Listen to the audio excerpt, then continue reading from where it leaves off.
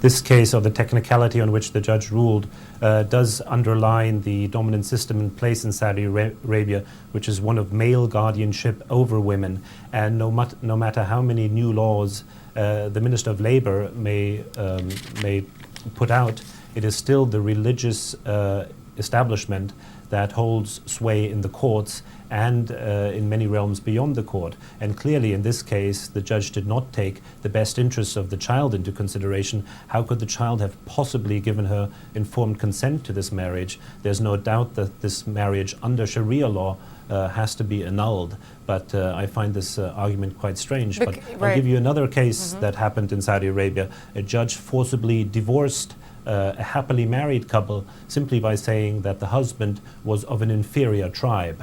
Right. So you have situations like this where the law of the land, for instance, goes one way, but then you have judges who allow themselves an interpretation of Sharia law that might go against the established legal system. So how does that work? I mean, they're actually, because the Human Rights Commission, which is supported by the Saudi government, said today child marriages should not be allowed. Well, not only the Human Rights Commission, but the highest religious authority, the Grand Mufti, a couple of years ago, issued a statement saying that he does not condone child marriages. A marriage has to be made based on the free consent between two spouses, and this is clearly not the case here. But unfortunately, the religious establishment holds to conservative views, which many scholars believe sometimes violate Sharia, don't actually implement Sharia. And then you have outcomes of cases like this, where a father can basically pawn off his daughter to settle a debt. And the state, through the judiciary, which is a very reactionary force in the kingdom, condones these kinds of sentences. So what needs to happen now? Well, the instance of last resort is always King Abdullah. But King Abdullah in October 2007 implemented a judicial reform which is supposed to, for example, institute family courts, which are supposed to now be more open to women, have video conferencing. There is training going on for juvenile judges to be familiar with child cases. Clearly there's the desire to move forward, but it has yet to reach the most conservative parts of the kingdom, such as Oneza, where this case was heard.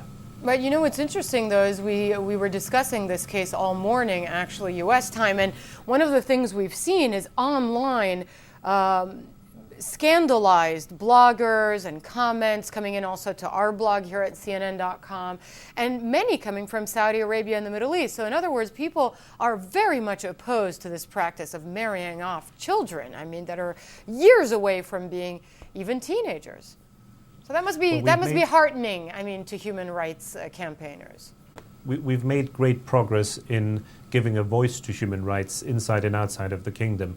With a growing liberalization of the media, the Saudi public has more avenues to express anger at moral wrongs such as these. But the real scandal here is not, I believe, that the girl was married off by her father. The real scandal is the state supporting this judgment by a judge who gets a state salary. It's going to be interesting to see if King Abdullah does anything. You'll remember the case of the girl of Qatif, who was actually herself sentenced for having been alone with a man, even though she was the victim of a rape. Now you saw authorities stepping in there because the case got so much publicity. That's right. Let's give the system a chance. This ruling can be appealed. I believe the lawyer, Jataili, has already said he will appeal it. So I would very much hope to be sitting here in 30 days and telling you that the appeals court has overturned the verdict and basically freed this girl for her future life.